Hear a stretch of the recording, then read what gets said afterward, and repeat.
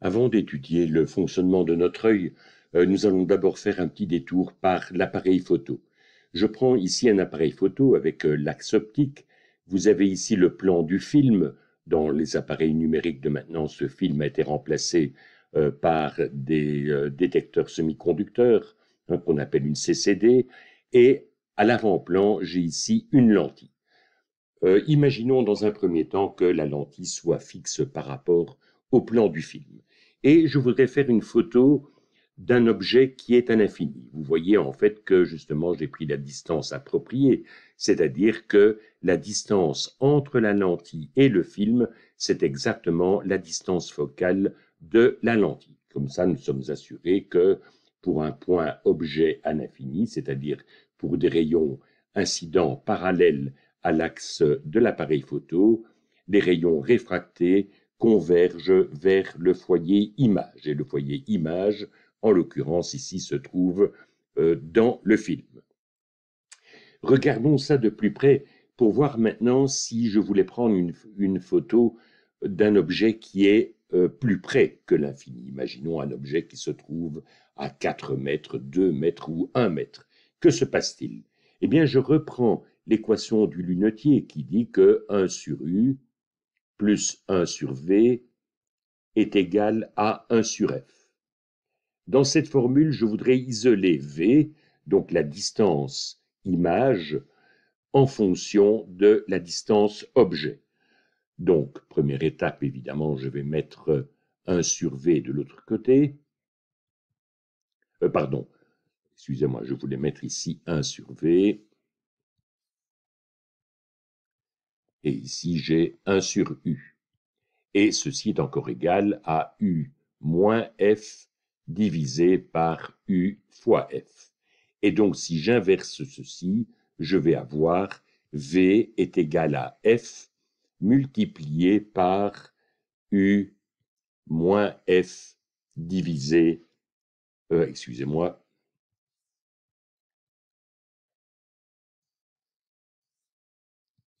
j'ai U divisé par U moins F. Ça veut dire en fait que si je faisais maintenant un petit tableau où je vais noter la distance objet et en rapport avec ceci, la distance image. Donc je note ici les valeurs de U et ici la valeur de V. Et je vais faire tout ce calcul pour un standard en photographie qui est un objectif qui a une distance focale de 50 mm. Comme on l'a vu, si U est égal à l'infini, V sera égal à F, c'est-à-dire que j'aurai exactement 5,0 cm. Si je prends U est égal à 6 mètres, V se trouve maintenant à 5,04 cm. Donc on ne voit pratiquement aucune différence entre les deux. Donc si l'appareil était réglé pour avoir le paysage net, un objet qui se trouverait à 6 mètres sera également net sur la photo. Mais si je continue à approcher, je me place maintenant à 1 mètre. Cette fois-ci, la distance image se trouve à 5,26 cm. Là, je dois absolument corriger, sous peine d'avoir une image qui serait floue. Et ça s'aggrave encore si je me rapproche davantage. Imaginons que je prenne une photo à 50 cm. Cette fois-ci, la distance où l'image est nette est de 5,55 cm. Donc, vous vous rendez compte que si je ne changeais strictement rien au réglage de cet appareil photo, et si je prends par exemple une photo d'un objet qui se trouve à 1 mètre ou à 50 cm, voilà quelle serait la situation. Vous voyez que les rayons réfractés par la lentille qui devraient normalement converger en un point du film, au contraire, en fait, au niveau du film, j'aurai ici toute une tache, puisque l'image ponctuelle se trouve normalement derrière le film. Donc, c'est la raison pour laquelle on doit impérativement changer cette distance entre la lentille et le film.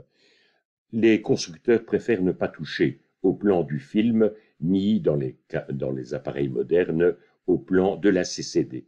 Donc le choix qui a été fait, c'est de faire bouger la lentille.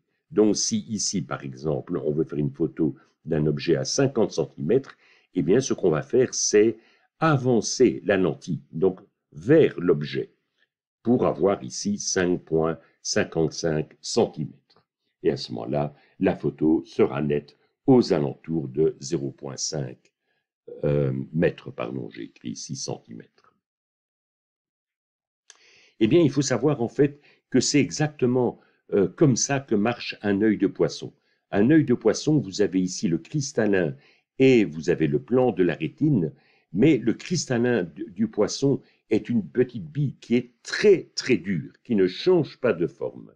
Donc la seule chose sur laquelle le poisson peut jouer pour pouvoir regarder un objet qui se trouve loin ou très proche, c'est justement la distance entre son cristallin et la rétine.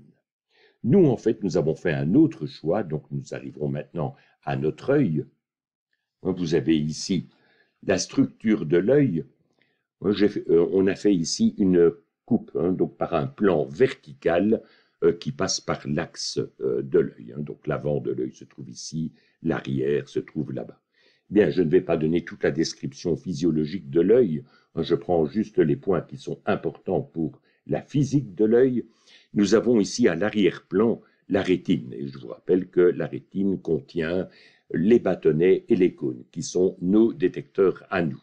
Avec un point particulier au niveau de la rétine, vous voyez, c'est un point qui se trouve sur l'axe optique de l'œil, exactement au même niveau.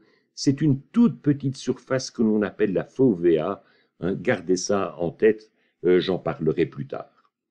Si je regarde maintenant à l'avant de l'œil, vous avez, primo, ici, un dioptre pratiquement sphérique.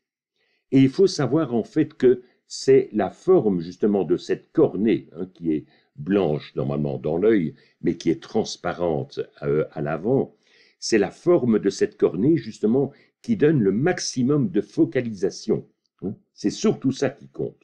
Le cristallin, que l'on verra plus tard, lui, apporte une modulation. Mais le gros du travail est fait simplement de manière passive par la convexité ici justement de la cornée.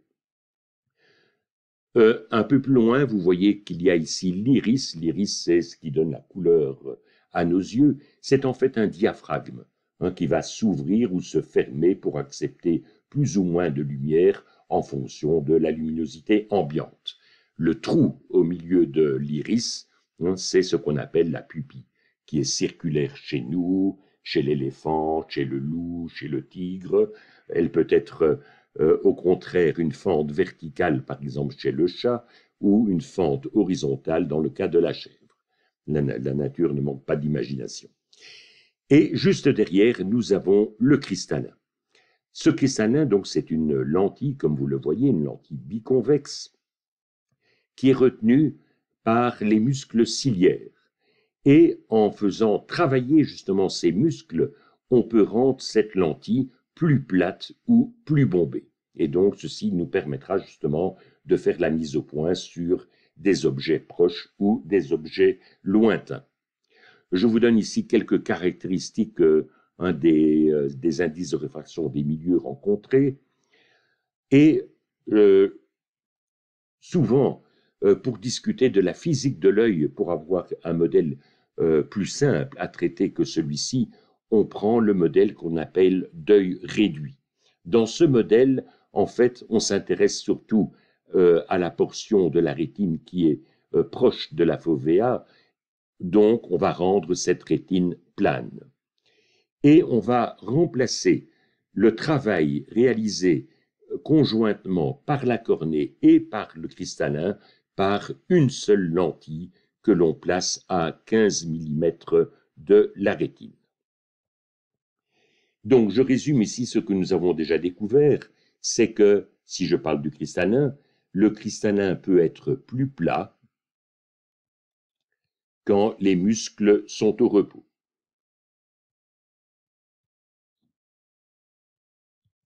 Tandis qu'au contraire, si les muscles ciliaires travaillent, mais ce qui va occasionner bien sûr de la fatigue oculaire, le cristallin sera plus bombé. Donc là, il y a un travail musculaire et la forme est plus bombée. Un facteur dont on aura souvent besoin dans la suite, c'est le facteur 1 sur F, que nous avons déjà rencontré plusieurs fois. Souvenez-vous, c'est le membre de droite de l'équation du lunetier. Ceci, en français, s'appelle la vergence. Les Anglais appellent ça « the power of a lens ». Et parfois, c'est mal traduit en français, justement. Vous verrez dans certains livres qu'on parle de la puissance d'une lentille. Ce n'est pas correct en français, on doit parler de vergence.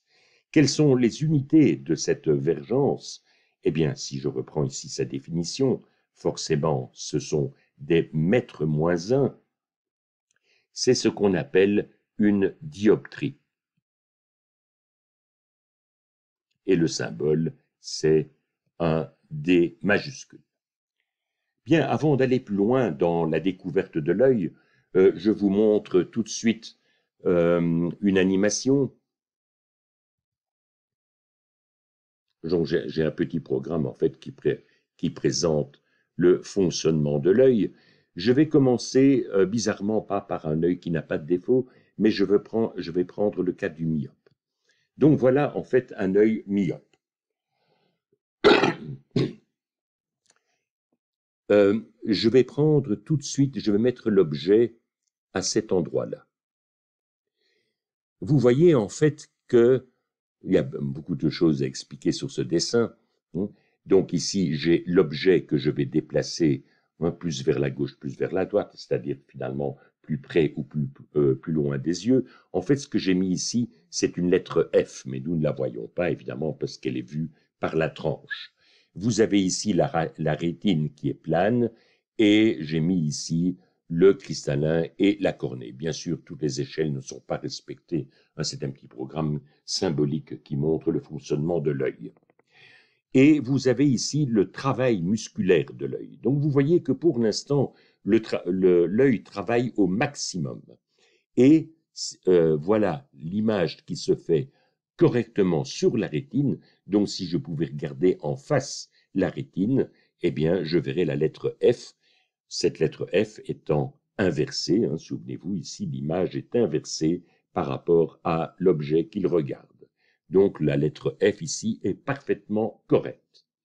Imaginons que je veuille me mettre plus près, donc je prends l'objet encore plus près des yeux. Vous voyez que l'image se fait derrière la rétine. Et on sait ce qu'il faut faire pour essayer de corriger ça et de ramener l'image sur la rétine.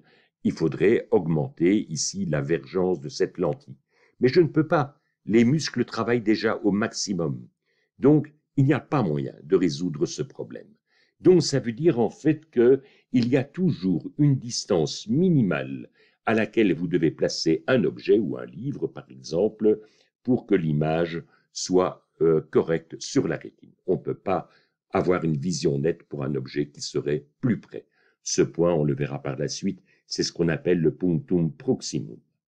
Si je veux regarder maintenant un objet, souvenez-vous donc que l'œil était réglé pour un objet qui était ici, imaginons maintenant que je recule le livre que je suis en train de regarder. Vous voyez au contraire que cette fois-ci, l'image se fait trop tôt, la convergence est trop forte. Ce que je vais faire, c'est simplement faire travailler moins les muscles ciliaires. Je vais continuer finement à aplatir. Voilà. Vous voyez qu'avec ce réglage, donc là, ici, la lentille, le cristallin s'est aplati et la lettre F est parfaite, elle est parfaitement nette sur la rétine. Et le petit jeu, bien sûr, continue au fur et à mesure que je recule. De nouveau, je dois encore aplatir davantage le cristallin pour que la vision devienne nette. Je prends maintenant directement ce point-là et je vais mettre mon œil au repos. Donc, à cet endroit-là, je m'arrange pour que les muscles ne travaillent plus du tout. Vous voyez que l'image est parfaitement nette. Évidemment, elle est plus petite qu'avant, c'est normal, hein, l'objet est plus loin. Mais regardez ce qui se passe si je bouge encore l'objet et que je vais le mettre plus loin.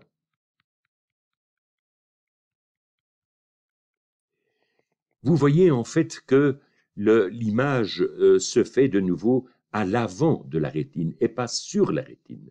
Donc, on connaît la recette, il faudrait diminuer la vergence de cette lentille, donc la rendre moins convergente. Mais je ne peux pas.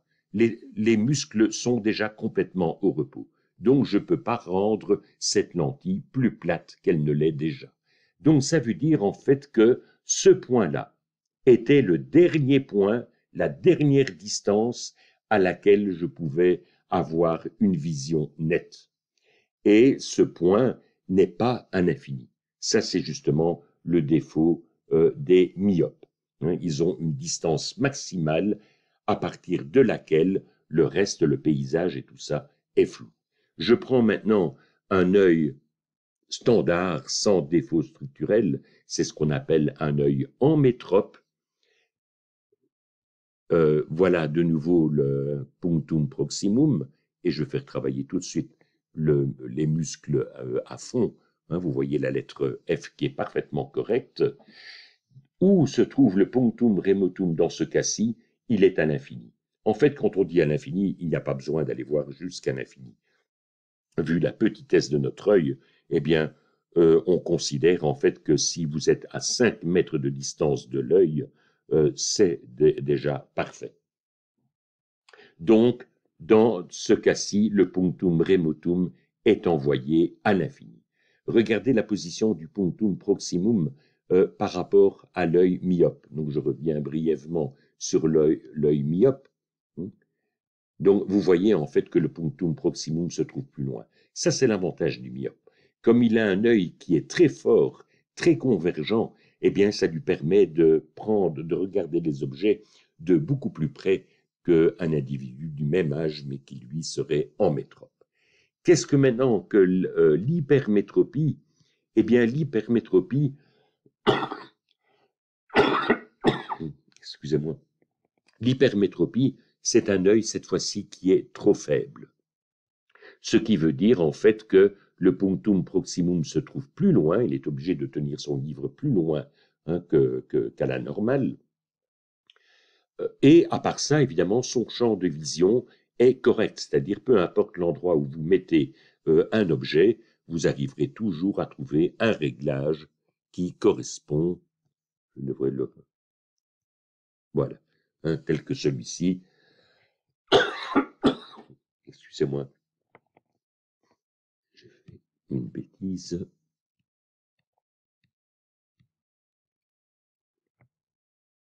Oui, je dois rendre cet œil encore plus convergent, voilà. Avec ce réglage-là, c'est parfait. Lui peut voir le paysage de manière nette, mais le prix qu'il devra payer, c'est que son œil travaille toujours. Avant de quitter ce programme, juste quelques mots sur un autre défaut, autre donc que la myopie et l'hypermétropie, c'est l'astigmatisme, qui est un défaut un petit peu spécial. C'est-à-dire que les deux défauts que nous avons vus, enfin plutôt les trois cas que nous avons abordés jusqu'ici, l'emmétropie, la myopie et l'hypermétropie, si on regarde la surface avant de l'œil, c'est en fait une portion de sphère, ou je dirais de ballon de football. Tandis qu'un œil astigmate, ce n'est plus un ballon de football, c'est un ballon de rugby. Ça veut dire en fait que l'œil a deux rayons de courbure différents. Par exemple, le rayon de courbure vertical ne serait pas le même que le rayon de courbure horizontal. Mais les axes, donc c'est un ellipsoïde si vous voulez, mais l'ellipsoïde n'est pas forcément dirigé en horizontal et vertical. Vous pourriez très bien avoir un axe comme ceci et l'autre axe perpendiculaire comme cela. Donc, quel est le problème à ce moment-là avec cet œil? C'est que, si je vais prendre dans le cas simple, donc avec l'ellipsoïde qui est couché, hein, donc il y a un axe horizontal et un axe vertical. Eh bien, la distance focale dans le plan horizontal n'est pas la même que dans le plan vertical. Et donc, à cause de ça, Si je place de nouveau ici un objet, vous voyez cette fois-ci que j'ai deux images. Une qui concerne le plan horizontal, l'autre le plan vertical. Évidemment, ici dans mon écran, je suis bloqué avec un seul plan. Donc, ce que j'ai fait, c'est travailler avec deux couleurs différentes pour les rayons réfractés. Donc, vous n'avez qu'à imaginer que, par exemple, les rayons rouges, c'est ce qui se passerait dans le plan vertical, alors que les rayons verts seraient dans le plan horizontal. Et donc, vous voyez que la focalisation est différente. Ça veut dire en fait qu'avec cet œil, quel que soit le réglage que vous prenez pour le cristallin, il n'y a jamais moyen d'avoir une image nette. Je vous le montre ici en prenant, j'ai remplacé la lettre F par une lettre T. Pourquoi? Parce que dans la lettre T, j'ai une barre verticale, une barre horizontale. Eh bien, regardez ce qui se passe. Je suis presque bon au point de vue travail de l'œil pour la barre verticale. Je vais peut-être faire travailler légèrement plus. Non, j'étais trop loin. Voilà. Vous voyez qu'avec ce réglage du cristallin, la barre horizontale est nette, mais la barre verticale est floue. Maintenant, pour avoir la barre verticale floue, je vais grossir le cristallin. Voilà. Vous voyez que cette fois-ci, la barre verticale est nette, mais maintenant c'est la barre horizontale qui est floue. Donc, l'œil tout seul ne peut pas s'en sortir. Il ne peut jamais avoir une image nette. C'est la raison pour laquelle, pour un œil astigmate, il faudra donner des lunettes qui ont également deux rayons de courbure différents pour essayer justement de compenser cette différence que nous avons ici. Bien, je reviens à notre programme et regardons les deux cas extrêmes. Donc, souvenez-vous, j'ai parlé du punctum proximum et du punctum remotum. Voilà les deux configurations. Donc, je vous rappelle que le point le plus loin qui vous donne une vision nette sur la rétine, c'est le punctum remotum, et ce point est obtenu en mettant les muscles ciliaires, donc les muscles que nous avons dans l'œil, au repos. Je vais maintenant écrire l'équation du lunetier. Donc, je vous rappelle de nouveau l'équation générale du lunetier. 1 sur U plus 1 sur V est égal à 1 sur F. Oui, avant d'écrire l'équation suivante, j'attire votre attention sur les notations. Vous voyez en fait que quand j'utilise PR et plus tard PP pour le punctum proximum, il y a en fait deux sens différents. Ou bien je parle du point en question, donc de l'endroit où vous devez mettre votre livre ou bien un objet pour que vous ayez une vision nette, mais ça peut être aussi la distance entre ce point et l'œil, la lentille de l'œil. Mais rassurez-vous, il n'y a pas d'ambiguïté possible dans le discours plus tard. Donc, je vais prendre justement cette définition-là, si vous voulez, c'est la distance objet. Donc, j'ai ici 1 sur punctum remotum plus 1 sur V est égal à 1 sur F. L'œil est au repos. Donc, en fait, il est plus plat. Ça veut dire que la distance focale, elle, est maximum. Et ceci, c'est la vergence minimum. Je prends maintenant l'autre cas. Pardon, je prends l'objet le plus près possible de l'œil, tel que je puisse encore avoir un réglage de l'œil avec l'image nette sur la rétine. Cette fois-ci, le travail des muscles ciliaires est maximum. Et on a vu qu'il n'y a pas moyen de mettre l'objet plus près de l'œil. Je suis vraiment au minimum. Et j'écris maintenant de nouveau la même équation. J'aurai 1 sur le punctum proximum plus 1 sur V. Souvenez-vous, contrairement au poisson, nous n'avons pas un œil avec une distance variable entre le cristallin et la rétine. Donc c'est bien le même 1 sur V. Et ceci me donne 1 sur Cette fois-ci, comme l'œil est très bombé, ça me donne la distance focale minimum. Et donc, ceci me donne la vergence maximum. Si vous regardez un objet qui se trouve entre le punctum proximum et le punctum remotum, ça veut dire que vous devrez travailler, vous devrez trouver le bon travail de l'œil tel que vous ayez une image nette sur la rétine. Mais ceci se fait automatiquement dans notre œil. Ce travail, justement, qui permet de passer d'une situation à l'autre ou à une situation intermédiaire, c'est ce qu'on appelle l'accommodation.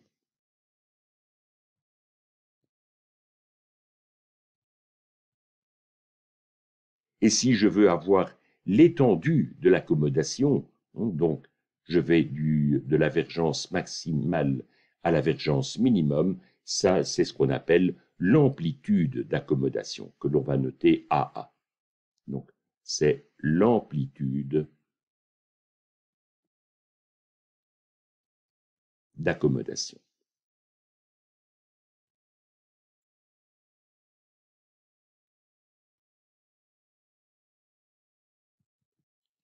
Par définition, ceci c'est la vergence maximum moins la vergence minimum. Et si vous faites la différence entre les deux équations précédentes, vous avez tout de suite que ceci se calcule comme étant 1 sur le punctum proximum moins 1 sur le punctum remotum.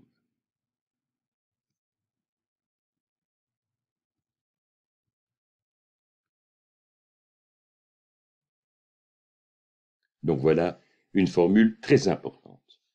Maintenant, en fait, cette amplitude d'accommodation varie pour un même âge d'un individu à l'autre, et pour un individu, ça varie avec l'âge.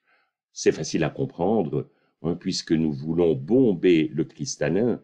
Avec l'âge, ce qui va arriver, c'est que le cristallin se sclérose de plus en plus, donc on n'arrive plus à bomber autant le cristallin, et donc ce qui va se passer, c'est que le punctum proximum va reculer, alors que le punctum remotum, c'est quand l'œil ne travaille pas.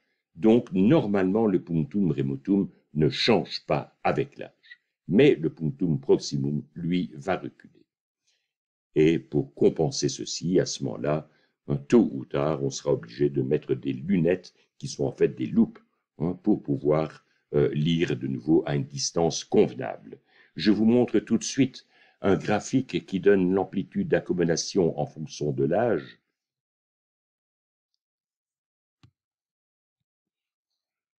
Ne prenez pas ce graphique trop au sérieux. Ça vient en fait d'un travail qui a été réalisé dans les années 1950 et qui est critiqué. Certains disent que les données qui ont été utilisées pour établir ceci ne sont pas tout à fait correctes. En fait, pour être vraiment conservatif, il vaut mieux peut-être oublier les deux courbes du haut et ne prendre que la courbe du bas. La courbe du bas était censée être l'amplitude d'accommodation minimum, la grise maximum et la bleue moyenne, mais prenez plutôt la courbe orange comme étant plus représentative de la population. Donc ça veut dire en fait que quand on est très très jeune, l'amplitude d'accommodation est aux alentours de 15 dioptries. Tout ceci se mesure en dioptries. Aux alentours de 45 ans, l'amplitude d'accommodation arrive à peu près à 4 dioptries. Et c'est ça en fait qui sert de définition à la presbytie. Donc on dit d'un œil qu'il est presbyte si l'amplitude d'accommodation devient plus petite que 4 dioptries. Bien, si vous regardez dans la littérature ou bien sur Internet, vous verrez plusieurs définitions. Certains disent que c'est quand l'amplitude d'accommodation est plus petite que 3,5 dioptries, d'autres prennent 3 dioptries. Par expérience, je peux vous dire en fait que le défaut que cela donne, c'est plus proche de cette définition-là. Qu'est-ce que je veux dire par défaut? Eh bien, pensez par exemple à justement quelqu'un d'à peu près 45 ans qui veut lire un livre. Les livres ont, les caractères du livre ont une certaine taille. Si votre amplitude d'accommodation baisse, ça veut dire si le punctum proximum recule, euh, vous devez reculer votre livre, mais à ce moment-là, les caractères deviennent trop petits, donc vous n'arrivez pas. Vous avez une vision nette sur la rétine, oui, mais seulement les caractères sont tellement petits que vous n'arrivez pas à les lire. Bon, prenons, donc moi je vais prendre en tout cas en général ceci comme étant la définition. Mais je vous dis, c'est discutable, c'est peut-être pour faire plaisir aux gens qui ont entre 40 et 50 ans. On prend à ce moment-là l'amplitude d'accommodation plus petite que 3 dioptries. Ça n'a pas beaucoup d'importance. Bien, maintenant un tout petit peu de classification. J'en ai parlé avec mon programme. On a d'une part l'œil qui est en métrope. Qu'est-ce qu'un œil en métrope? C'est un œil pour lequel le punctum remotum est à l'infini. Mais je vous ai dit, c'est peut-être trop strict comme définition, si le punctum remotum est au-delà de 5 mètres, cet œil est un œil en métrope. L'œil ne peut pratiquement pas faire la différence entre une focalisation à 5 mètres ou une focalisation pour un objet qui se trouve dans le paysage. C'est pratiquement la même chose. Si l'œil n'est pas en métrope, à ce moment-là, c'est un œil amétrope. Donc on parle à ce moment-là d'amétropie. Bon, il y a plusieurs types d'amétropie. Je ne parlerai plus de l'astigmatisme, je parlerai simplement de la myopie et de l'hypermétropie. En tout cas, de manière générale, pour ces deux cas, ce que l'on sait, c'est que le punctum remotum n'est pas à l'infini. Et maintenant, faisons la distinction, parce qu'il y a encore deux cas possibles. Ou bien le punctum remotum se trouve quelque part entre 0 et l'infini. Et de nouveau, remplacer ici le symbole infini par 5 mètres, c'est aussi bien. Ça, c'est ce qu'on appelle la myopie. Vous avez certainement tous des myopes autour de vous, et vous savez que certains ne voient pas au-delà de 3 mètres, d'autres au-delà de 1,50 m, parfois au-delà de 60 cm. En fait, quelles sont les causes de la myopie? Il y a deux causes possibles. Ou bien on a un œil qui est trop fort, en fait, trop convergent,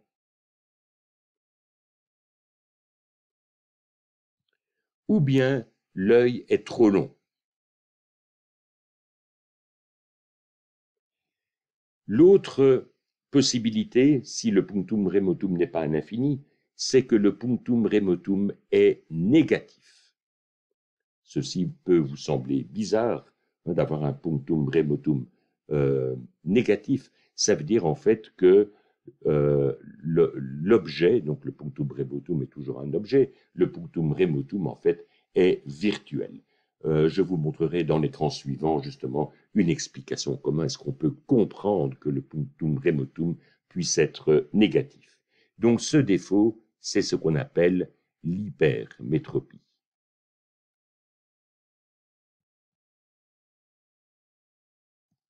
Quelles sont les causes de l'hypermétropie? Eh bien, c'est exactement le contraire de la myopie.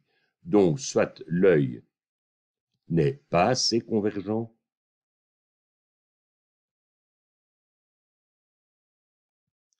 ou bien l'œil est trop court.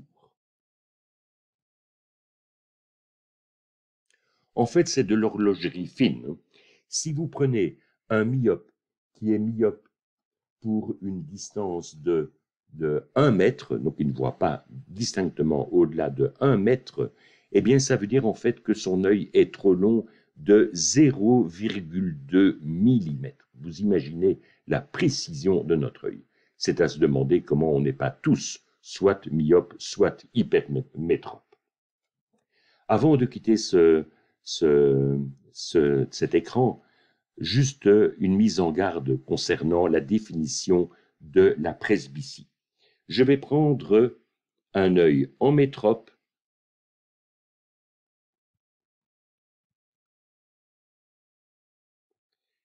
et avec une amplitude d'accommodation égale à 4 dioptries.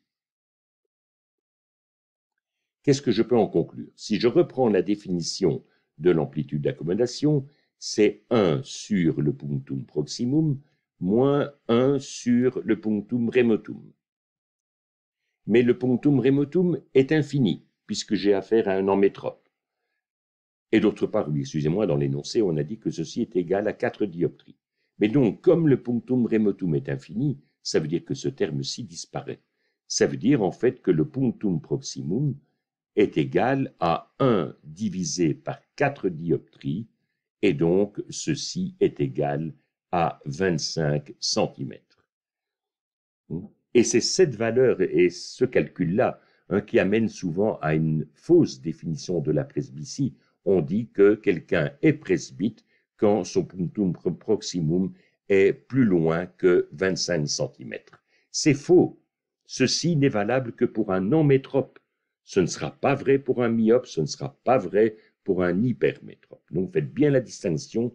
La seule vraie définition de la presbytie, ça tient à l'amplitude d'accommodation qui devient plus petite que, bon là il faut se mettre d'accord, 3 dioptries ou 4 dioptries. Bien, je reviens maintenant sur ce point. Qu'est-ce que c'est qu'un punctum remotum ici, entre autres négatif?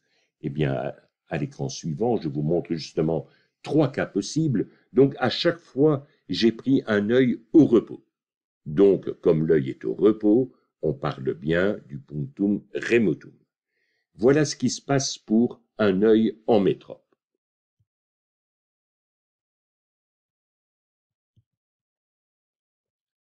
Vous voyez que le point objet est un infini. On sait très bien que si le point objet est un infini, les rayons incidents sont parallèles à l'axe optique de l'œil. Et notre œil, au repos, arrive à faire converger tous ces rayons sur un point de la rétine. Donc, si l'emmétrope veut se reposer les yeux, eh bien, il n'a qu'à regarder un objet ou le paysage, quelque chose qui est très loin.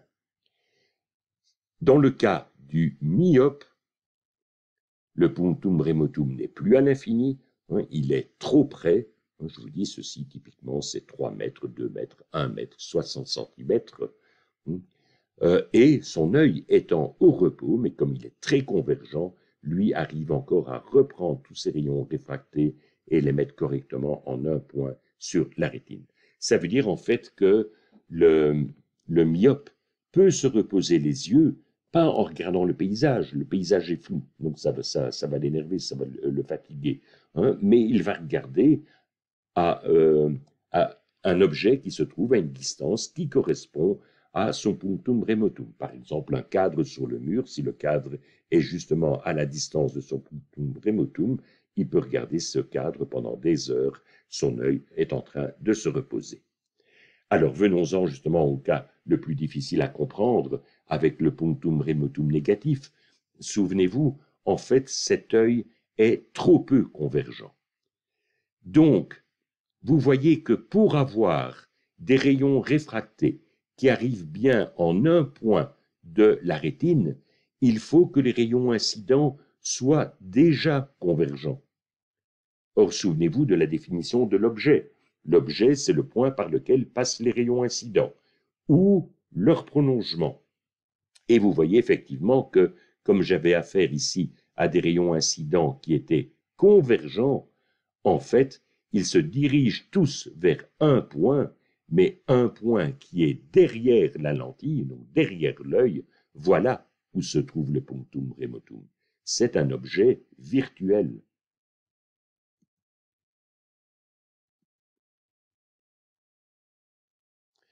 L'avantage de l'hypermétrope sur le myope, c'est que lui peut voir un objet qui est à l'infini. Souvenez-vous, si l'objet est à l'infini, ça veut dire que les rayons incidents sont parallèles à l'axe optique. Donc, prenons par exemple un rayon tel que celui-ci. Et il peut effectivement ramener le rayon réfracté en un point de la rétine. Mais ceci demandera du travail. En d'autres termes, vous voyez que l'œil hypermétrope ne se repose jamais, qu'il regarde un objet qui est proche, hein, comme le punctum proximum, ce qui occasionne évidemment le maximum de fatigue, ou qu'il regarde à l'infini, son œil doit toujours travailler. Donc, s'il veut se reposer les yeux, il doit absolument fermer les yeux. C'est quelqu'un qui aura tout le temps des maux de tête, tant qu'on ne lui donne pas des lunettes qui vont aider, donc en apportant une convergence supplémentaire. Bien, voilà ce que je voulais dire sur le fonctionnement de l'œil.